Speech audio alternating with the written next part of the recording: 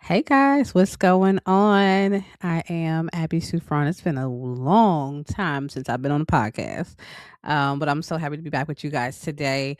Happy New Year. Welcome to 2026. All the good things, good vibes, good energy, and let's get to work. Y'all know I'm all about getting to the grind and the grit of getting the work done.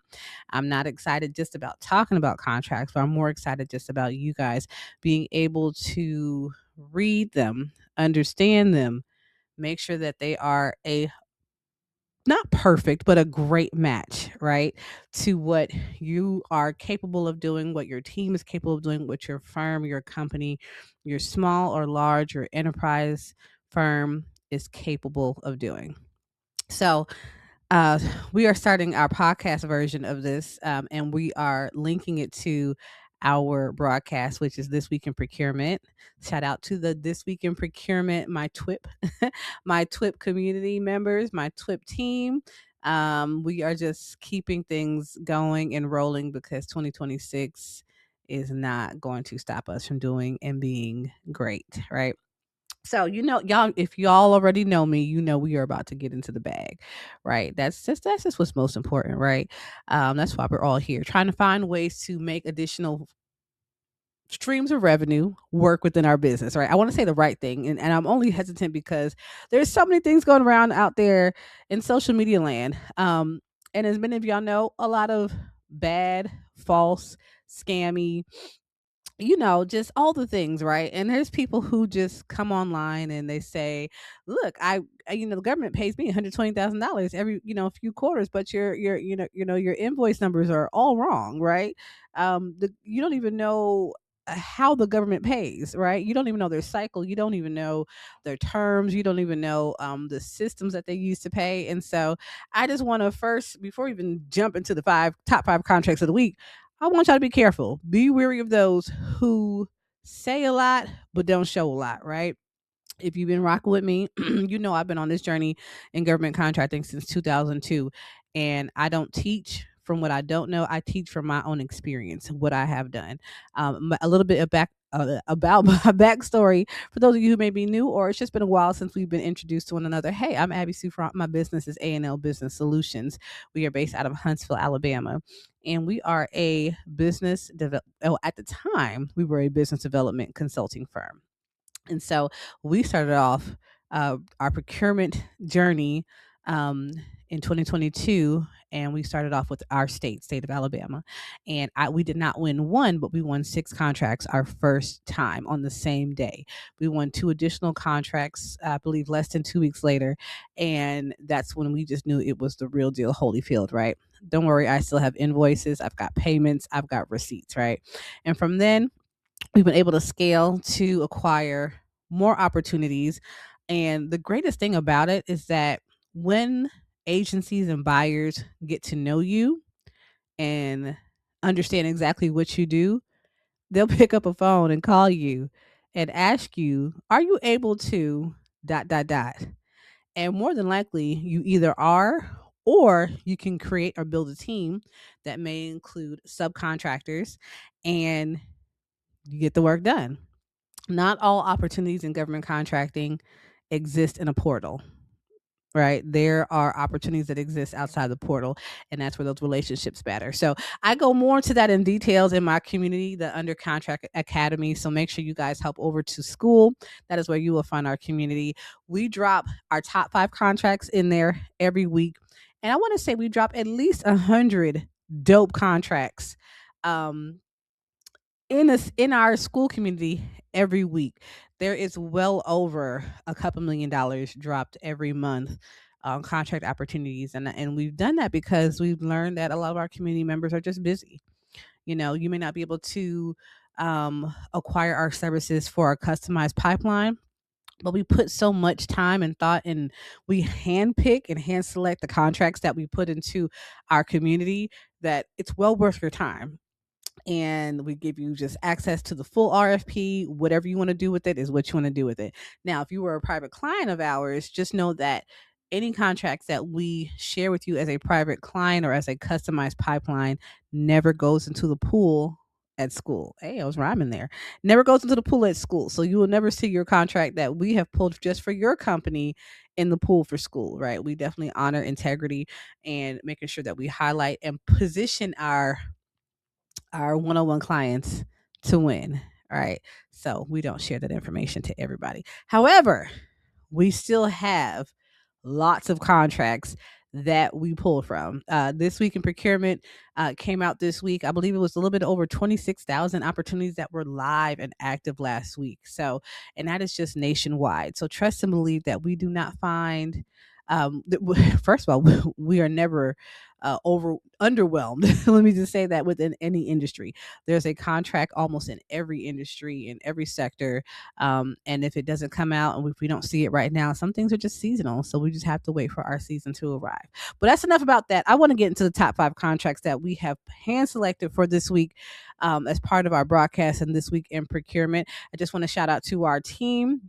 Early Productions, they are doing an amazing job putting me on camera, working with our team behind the scenes with our script and all the other things that we just put together so that we may put on this broadcast. So you guys may have some true, real information about what's going on in procurement land, right? All right, so let's get into our top 5 contracts of the week. Our first contract was out of the state of Mississippi. Actually, it's in Oxford, Mississippi, and it's for a vending machine contract. Now, let me start off with just saying this. This contract is a little shady. It's a little shady. Procurement is switching up a little bit, right? And I don't want you guys to get confused. Procurement, government contracting, right? They go hand in hand. We do not focus on federal, right? Federal, there are plenty of other federal people, federal gurus, specialties, specialists that can speak more intelligently. No, I won't say more intelligently. That can speak to the federal market. That is just not particularly my field that I like to study and to dig into, right? I have been a part of federal contract as a sub, but nothing as a prime. But if federal is what you want to do, absolutely go for it. If you have the capabilities, if you can withstand all the changes that are constantly happening in the federal field, absolutely go for it. Over here, we focus more on SLED. That's your state, local, education, and others, right? So we kind of deep dive into that a little bit more. But with this particular contract for vending machines, I had to laugh because I know that the landscape is changing. And I know oftentimes when we hear about the landscape changing, we always hear it more so from the federal standpoint, right? But state and local procurement, education, they also go through their own levels of changes and shifts that happen. And sometimes it does trickle down from federal down to state, down to local, but it doesn't happen as unanimously or as vertically as you may assume it to, right? But what I mean for this particular contract, because it's a vending machine contract, I was shocked to see that the agency that is hosting, that has put out the solicitation for vending machines, is requiring those of us who want to bid on it that we have to purchase the bid documents for $50. That is crazy. But it's crazy, but I'm not mad about it. Let me tell you why. Because there was a time where procurement was a little bit easier, right? And then it started trending. And when things start trending, there's always someone who messes it up for everybody, right? There's one too many times where you're just wasting time with the procurement agent, with the KO, with the CO, with the core, there's so many people that are involved, and it takes a lot to go from uh, identifying your needs to putting it on paper, the review, and then putting it out active. And even if there's something is wrong with the RFP, RFQ, ITB, whatever it is, there are amendments that are issued, and it's a lot. It's a process. But because government contracting, as of recently, has kind of been a trend, there have been more people that have been entering this landscape, and honestly, there have been more people that have been messing it up and wasting their time. And I'm pretty sure it has become a nuisance. You know what I mean? Um, and I feel for them. I feel for them completely. They said you are not going to bid on this contract until you purchase the bid documents from us. Now, what is key to that is that the local agencies are like, we about to make this bread. You're not about to waste our time. right? So that already puts a filter or a barrier in between those who are not serious, right? Who are going to be shocked that I have to purchase RP. Like there never really was a time ever where we ever had to do that. Well, I'm pretty sure times are changing on the sled side right now, and the rules are going to change in the sense that they're going to be more favorable for these agencies. They're tired of y'all wasting their time. They're tired of you guys sending in incomplete responses and proposals. They're tired of you attending their pre-bid meetings and not even honestly qualified to bid on these items. I'm just saying what it is. I'm just saying what it is. Okay? I'm just calling it for what it is, right? I can imagine how much time is wasted, right? Because these are real issues, real problems that these agencies have curated and put together these documents to make sure they acquire a vendor who is competent and capable of handling the work all the way through. So I can just imagine how much time has been wasted. Um, how much just effort has been wasted, and even from friends of mine who are on the other side of procurement where they are revising and reviewing these different contract opportunities, or even just not the contract opportunities, but more so uh reviewing these proposals. They look for anything to eliminate your offer, right? It could be something as small as a grammatical error. Right, so when we go through the process of response, we want to make sure that we are perfect. We are perfect, right? We go into more of those details in the under contract community, right? Because it's a lot involved. It's not a matter of just saying yes, we can do it, no, we cannot do it, right? But there's more thought and effort that's put into it. And let me just tell y'all a secret, because I know y'all thinking this thing. Abby, we just got to put the RFP inside of ChatGPT, and it will spit out a response that is capable of us winning. And that very well may be true, but one thing you don't know is that ChatGPT does not know everything. They know a lot, but they don't know everything. And so you still have to prompt it properly if you want and are seeking certain outcomes.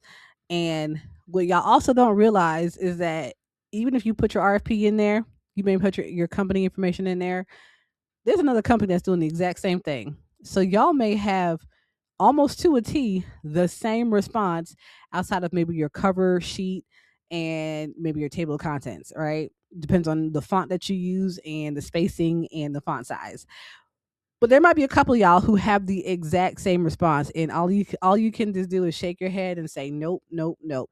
All of y'all disqualified. Because how do three companies have the same response to an RFP? Don't you all do something different? Don't you all have a different value add? And other things that we go over in the academy to make sure you stand out and you don't look like a pre-scripted chat GPT response. But anyway, let me get off my soapbox because I haven't even gotten to the contracts and we're already 13 minutes in. So let me chill. Let me chill. Okay, let me get back to the contracts. So vending machine contracts. So you can't even see the RFP. Well, actually, you can. They'll allow you to view the RFP, but you cannot download the bid documents, which also signals to them that they want to know that you are serious.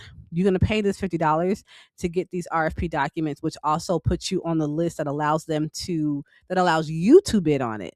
And so I can't buy this RFP and share it to my community. No, they know that Abby Sufrant with A&L Business Solutions is the company that purchased it, and we are expecting a response from her company, not from ABC 123, right? Because they did not buy the bid documents. So I love that for these agencies only because it stops the noise. It slows down the radical people who are just doing anything and everything and wasting time. And it's also generating them some more revenue, which is always a great thing, right? So, as I let me see if I can pull it up since it was just I was just so shocked that this was a whole thing. Like you guys are requiring a payment for an RFP. But anyway, let me just get off my soapbox. So for this particular RFP, they are looking. This is a 3-year contract, right?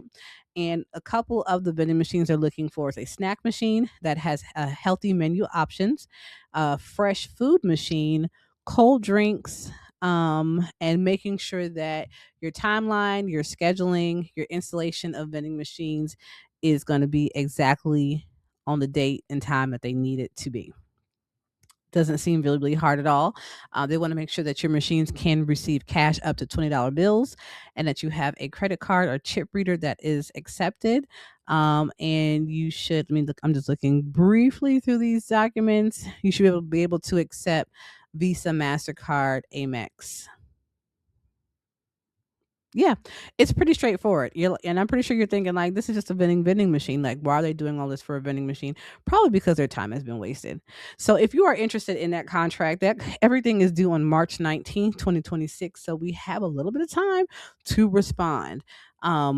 There's no unusual compliance hoops with this. It's a very clean and basic service contract. But if you are unsure if you're able to deliver what is required of you, I might want to take a step back and evaluate if investing $50 to obtain this RFP is worth it. Just questions that need answers, right? All right. So the second top five contract of this week with This Week in Procurement was a pilot program for basic needs support that's out of the state of Washington. So this contract, right? And I put a guesstimated budget of 150 to about 500,000 on this contract. So we'll go into those numbers a little bit later, right? There are some opportunities that already come pre-budgeted, that's already agreed on, and you have to see if you can match their budget or not. But this particular contract does not necessarily come with a budget, but it comes with some budget parameters, right? So let me go ahead and look for that really, really quickly. I was pretty much, like, okay, this is nice.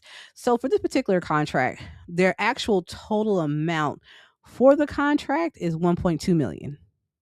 Okay. 1.2 million. And each contract will have a maximum amount of 240,000 for the initial term.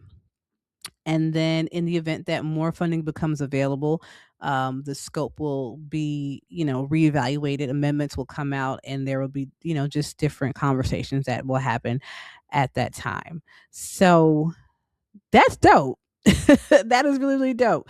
Maximum amount that you can acquire for this contract is 240,000, and the full term of the contract, the total amount cannot exceed 1.2 million.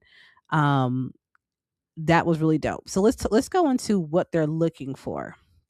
And this is a contract that is dealing with family support, children, youth, and family support out of the state of Washington.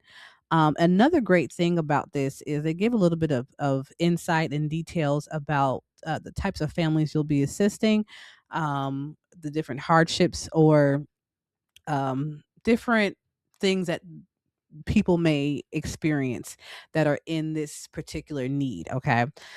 Um, and so a few things, and this is like a brand new program that they're putting out there, right? So that's great. Let me tell you why. Because you may or may not have an incumbent. You may not have another vendor that is trying to rebid on this contract, right? So this is a brand new opportunity for you to show up and show out, right? So I love those. And don't mind me if you're watching the video, you see I'm looking over here and not necessarily looking at the camera. I'm reading the RFP as I'm going through this with you guys. So I guys want you to know all the details behind the scenes about this. All right. So there is some basic needs, case planning that is needed, some resource navigation that's needed, and some concrete goods. Perfect. A great thing about this contract is that it has some set asides, right? So 10% of this opportunity must be 10% of the work for this particular contract must be given to a company or firm that has a minority and woman owned business. They must be identified as minority and woman owned. 1% must be veteran owned, and or it also must be a company that is a Washington small business, so 20%. So in support of the state's economic goals to support diverse supplier pool, they've established the following voluntary numerical goals. Right, they want 10% of the business to go to a woman-owned or minority-owned business, 1% to go to a veteran-owned business, and 20% to go to a business that is domiciled homeland out of the state of Washington that is also identified as a small business. All right. So here are some of the things that you need to do. So I mentioned it just briefly, but I'm going to go back and kind of give a little bit more details, right? So the first thing they're talking about is they need basic needs case planning activities. So these are, they need you to conduct basic assessment for each client and their specific area of material hardship, whether it's housing needs, food insecurity, case planning, or different service deliveries. um, they want you to facilitate an intake with each client, document and maintain records on their basic needs assessments, the case plans, and resources that they have. Um, Underneath resource navigation, they're looking for you to check in with the clients on a minimum on a biweekly basis, and recommend state and local basic programs for them to receive additional resources and support as well as they need. So anything from local community-based programs, employment programs, public assistance programs, state benefits programs, anything like that would be something great, that you can offer and just put in front of them to know the different options that they have. Also, the procurement and distribution. I can't even talk today. I'm so excited.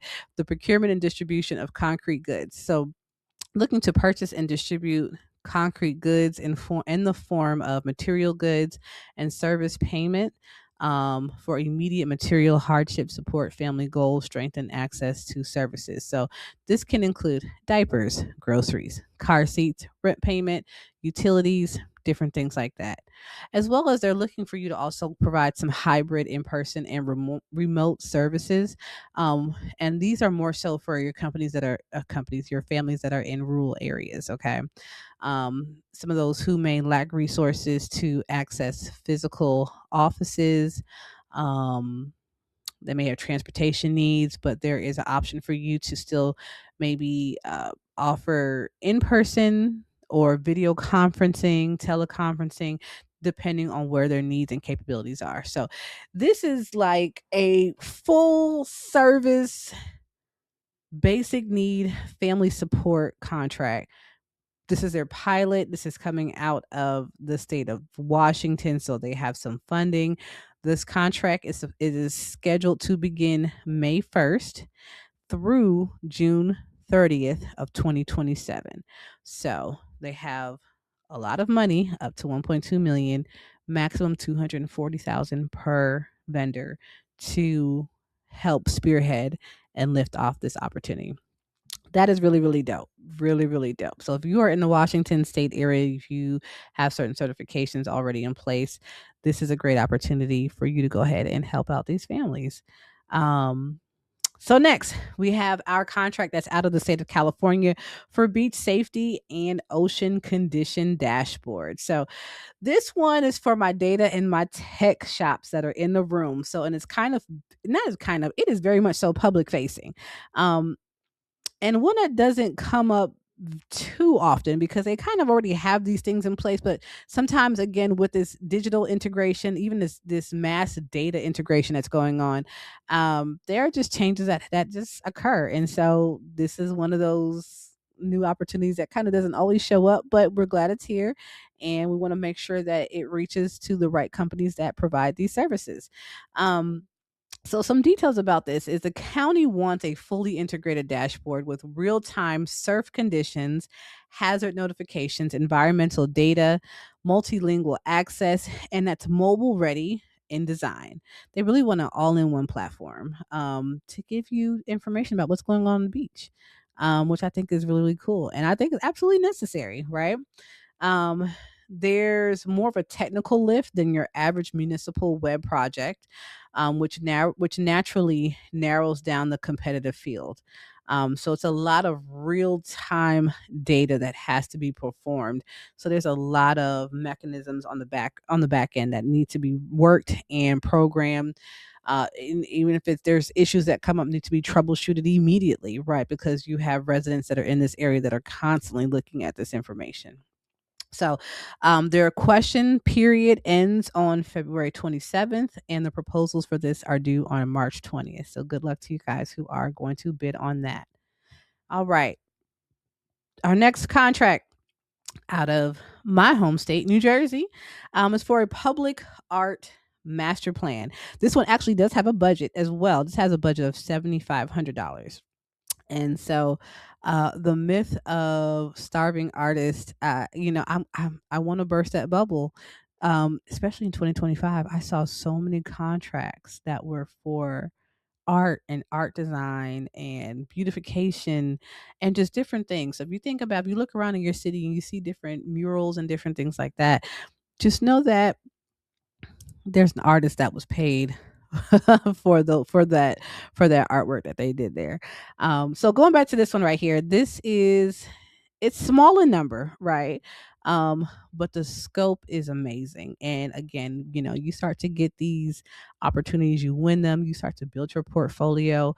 This is something that's great to have in your portfolio, especially if you want to work on bigger projects, especially with so much infrastructure changes and city updates that are going on. You want to be one of the vendors that they consider as they are updating and upgrading their areas, right?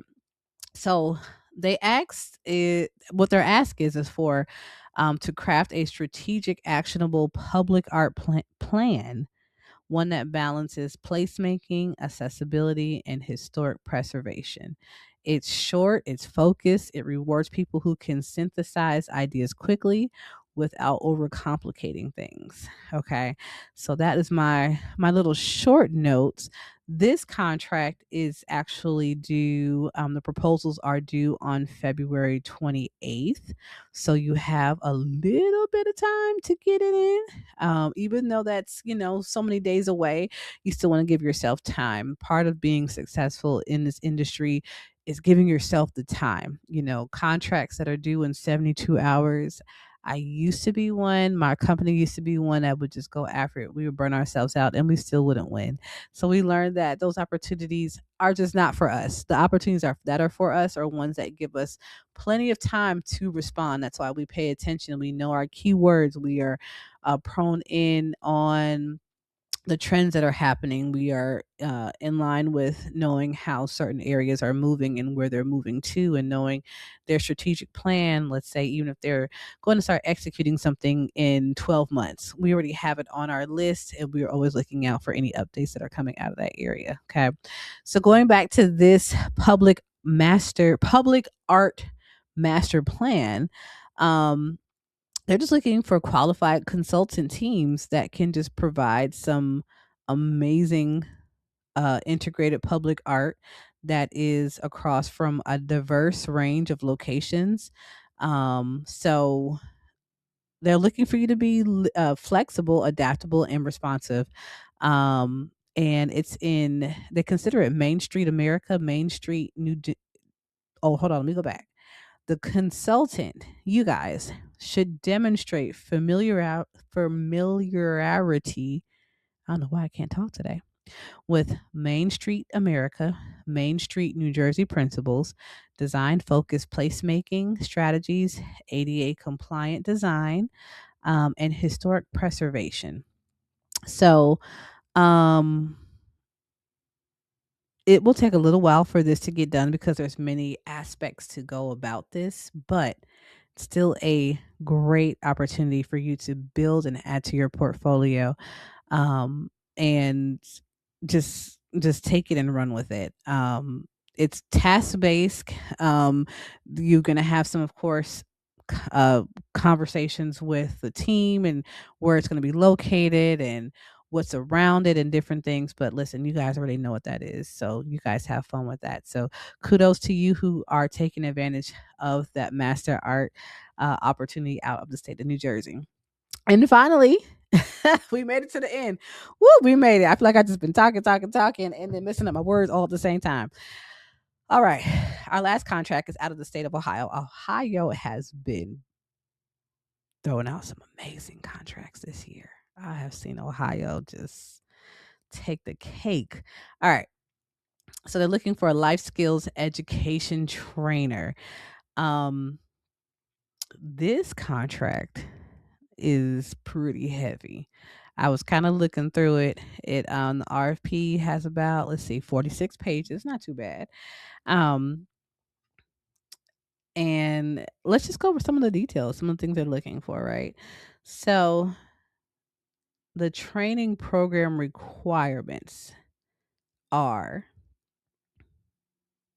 they want incorporation of career inventory and effective decision making skills pertaining to careers that equip this agency with the appropriate tools and methods to work with staff and educate students to explore occupations and careers, explore character traits, understand communication skills, recognize values as related to self, and discover personality types. Man, this sounds like a phenomenal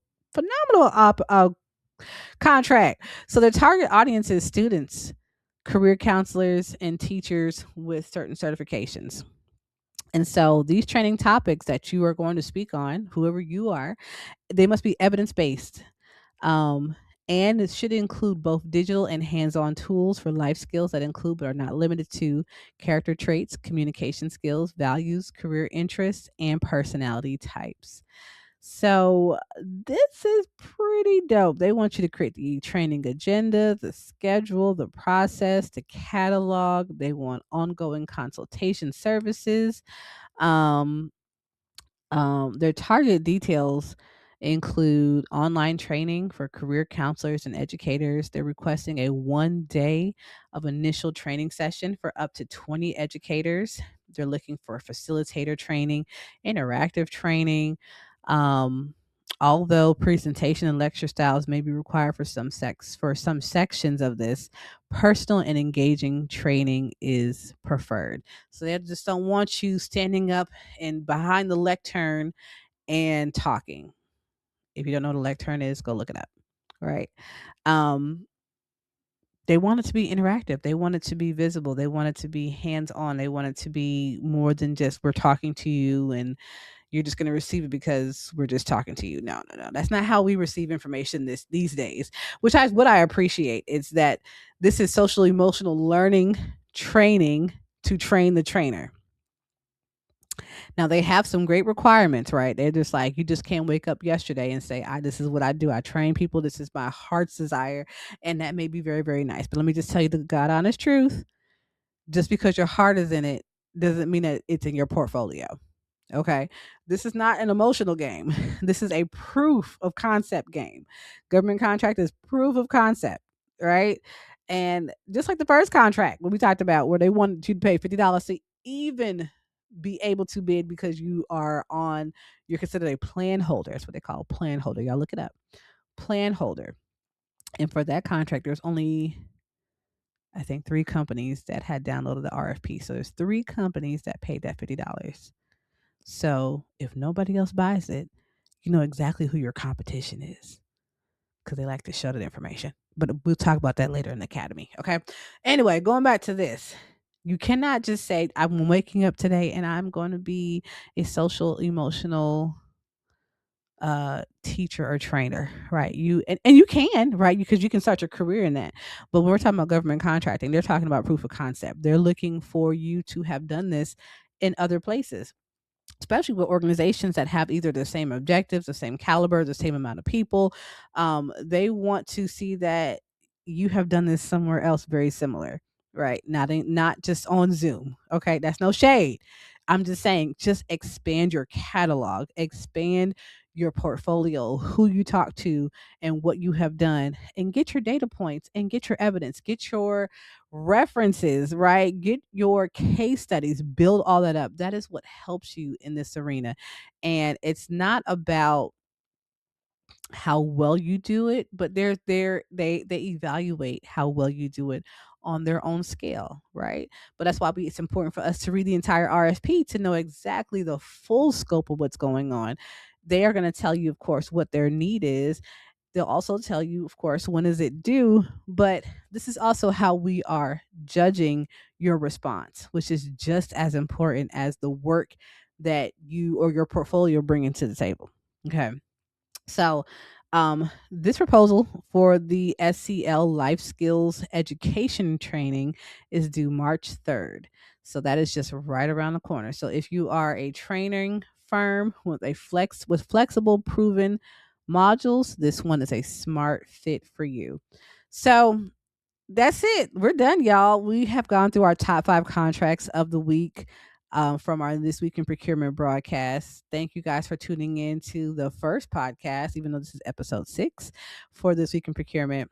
This is the first episode of our podcast where we're going to dive deeper into our top 5 opportunities, have a conversation about that. If you want more access, or if you want any access to the RFPs that we talk about, on our channel or in our community, join us on our school community, which is the Under Contract Academy. If you're not sure where you are, where you stand, how strong you are, what services you need, take our government contracting readiness assessment.